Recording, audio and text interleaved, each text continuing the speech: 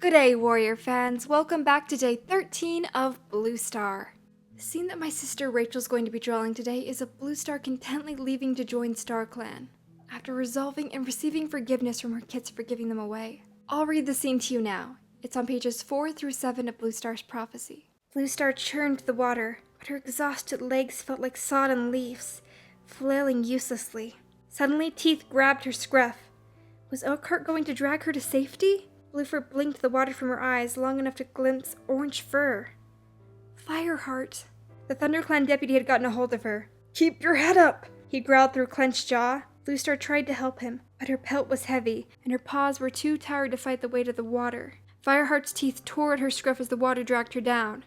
Then another body brushed against hers. One of the dogs? More teeth bit her scruff, paws clutched at her flank, heaving her upwards. She felt the strong, gentle movement of cats around her. Was StarClan carrying her to its hunting grounds? Barely conscious, she let herself be dragged through the water until pebbles scraped at her flank, and she felt solid earth beneath her. Paws and teeth heaved her up the gritty shore and laid her on soft grass. Her chest felt as though it was packed with stones, making each breath a struggle. Her eyes stung, too filled with water to see.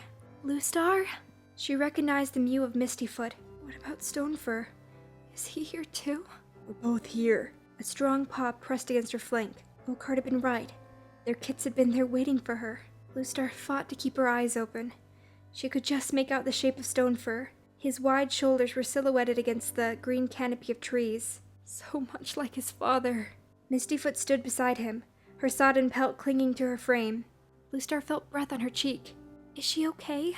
came the voice of her daughter. Fireheart was leaning in. "Bluestar, it's Fireheart. You're all right now. You're safe." Bluestar hardly heard him. She was gazing at her kits. "You saved me," she murmured. "Shh, don't try to talk," Mistyfoot urged. "But there's so much to say." Bluestar stretched her muzzle forward. "I want to tell you something. I want to ask you to forgive me for sending you away." As she coughed, water burbled at her lips, but she forced herself to keep going. "Elkhart promised me Graypool would be a good mother to you." "She was," Stonefur mewed flatly. Bluestar flinched. "I owe her so much." She wished that she had more breath to explain. "Elkhart, too, for mentoring you so well. Why hadn't she found a way to tell them this before? I watched you as you grew up. I saw how much you had to give the clan who adopted you. If I had made a different choice, you would have given all your strength to ThunderClan." She shuddered, struggling for air. "Give me." She stared at her kits, and time seemed to halt as she watched Mistyfoot and Stonefur exchange an uncertain glance. "Please forgive me." "She suffered a lot of pain for her choice," said Fireheart. "Please forgive her." "Stop it. Forgiveness would mean nothing if it had to be dragged from them." She willed Fireheart to hold his tongue. Mistyfoot bent her head and licked Bluestar's cheek. "We forgive you, Bluestar." Bluestar closed her eyes as her two kits began to lap at her drenched pelt. It was the first time they'd shared tongues since that snowy day that she'd left them with Elkhart. There was no more need to cling to her last life. Fireheart would kindle a new flame and blaze through the forest in her place. She closed her eyes and gave way to the dizzying blackness. I think that forgiveness was all she ever needed. The guilt of giving up her kits tore her up for years, and the fact that she internalized it and kept her pain a secret made it all the worse. It made me so happy that her kits forgave her, and that she was able to let go of all of her hostilities towards StarClan, and peacefully leave this life, all conflicts resolved.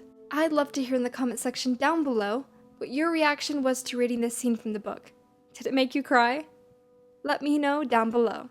Well, I hope you enjoyed that video. Make sure to go and check out the video over on the side of my last speed paint, and click that subscribe button so you can always be notified when I make my next video. Alright guys, thank you all so much for tuning in. I'll see you soon with the next speed paint. Bye-bye!